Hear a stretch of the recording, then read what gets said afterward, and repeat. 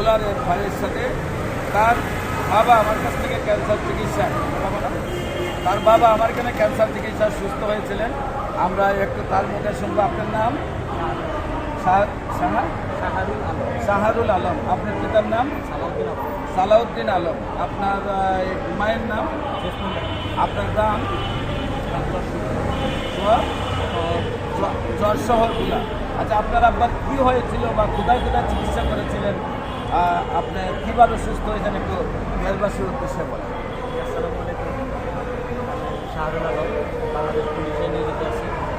আমার আব্বু একজন স্কুলের টিচার ছিলেন। আমার বাবা ক্যান্সারে আক্রান্ত হয় আজ থেকে আরও 3-4 বছর আগে।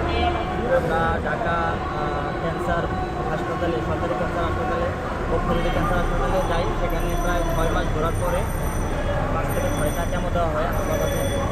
দেওয়ার পরে ডাক্তার বলছিল উন্নতি হবে, তারপরে হয়তো উন্নতি হয় নাই কোনো কারণবশত অবনতি কিছু যাচ্ছিল। পরবর্তীতে আমি জানা পাই, এখানে আবার ওনার সাথে যোগাযোগ করি। যোগাযোগ করার পরে উনি আমাকে 1 মাসের ওষুধ দেয়। তার সাথে আমি যোগাযোগ করার পর উনি খুব ভালোভাবেই রিপোর্টগুলো দেখছিলেন।